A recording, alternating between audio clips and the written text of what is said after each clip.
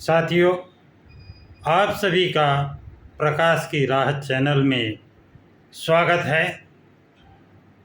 इसके पूर्व वीडियो में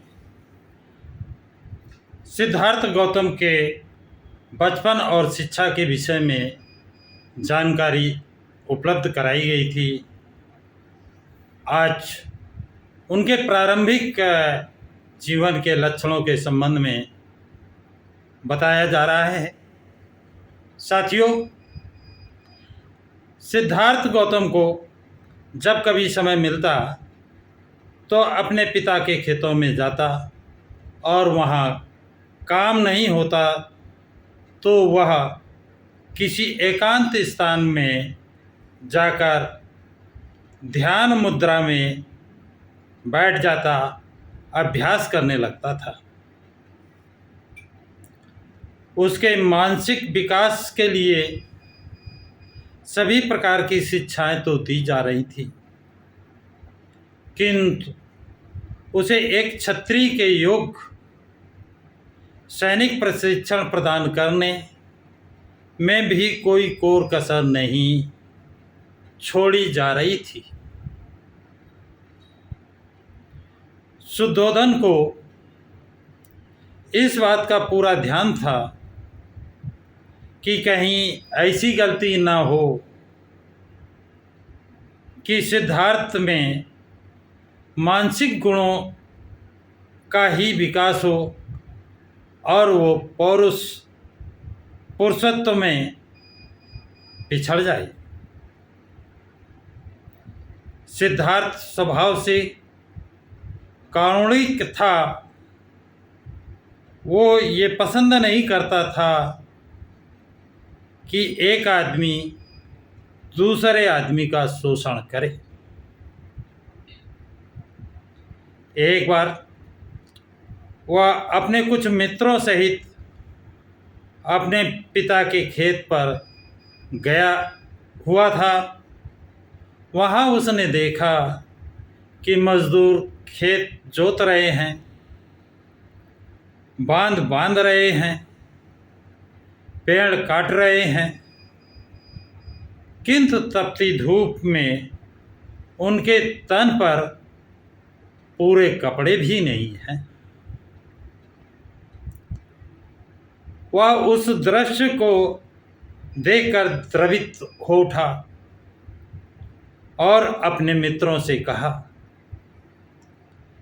क्या ये उचित है कि एक आदमी दूसरे आदमी का शोषण करे? ये कैसे ठीक हो सकता है कि मजदूर मेहनत करे और मालिक उसकी मजदूरी के फल से गुलछर्रे उड़ाए? उसके मित्रों के पास उसके इस प्रश्न का कोई उत्तर नहीं था, क्योंकि वे जीवन के उस पुराने दर्शन में विश्वास रखने वाले थे जिसमें मजदूर सेवा करने के लिए पैदा हुआ है और अपने स्वामी की इस प्रकार सेवा करने में वह अपने प्रारंभ को ही भोग रहा है और भोग रहा होता है। शाक लोग प्रमंगल नाम का एक उत्सव मनाया करते थे। धान बोने के प्रथम दिन मनाया जाने वाला यह एक ग्रामीण पर्व था। प्रथा के अनुसार उस दिन हर शाक्य को स्वयं अपने हाथों से हल जोतना होता था। सिद्धार्थ ने हमेशा इस प्रथा का पालन किया और अपने हाथों से हल चलाया।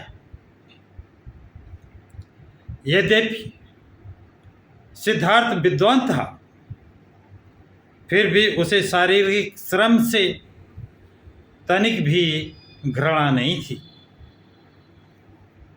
वह योद्धा वर्ग से संबंधित था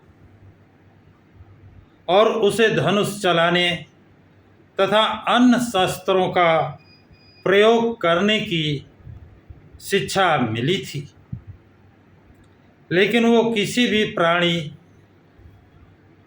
को अनावश्यक चोट नहीं पहुंचाना चाहता था।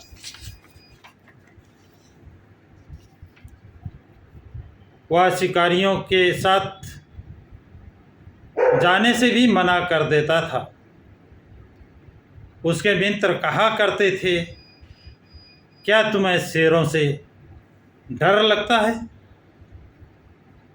वह प्रत्युत्तर देता था अपने साथियों को, मैं जानता हूँ कि तुम शेरों का शिकार नहीं करोगे, उनका शिकार करने नहीं जा रहे हो।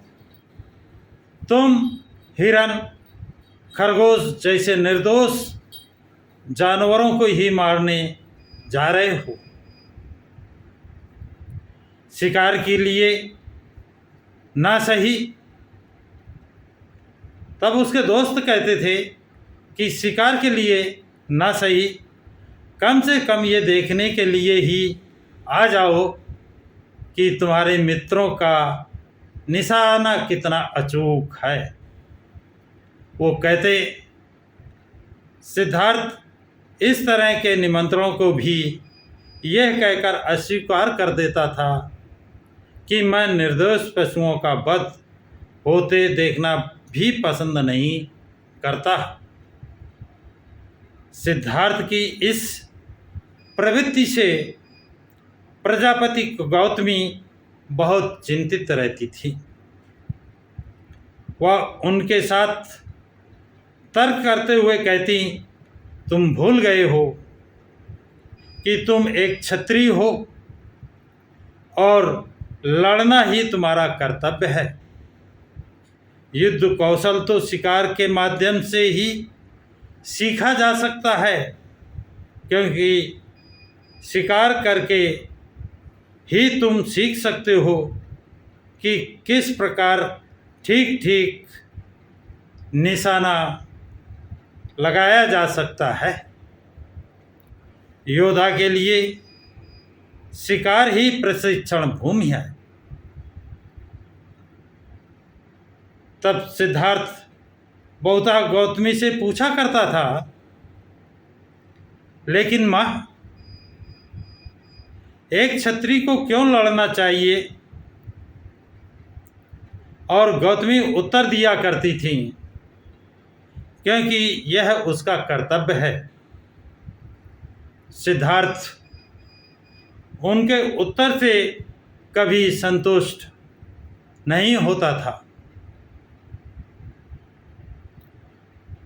वह गौतमी से पूछा करता था, माँ, यह तो बताओ कि एक आदमी का ये कर्तव्य कैसे हो सकता है कि वो दूसरे आदमी को मारे?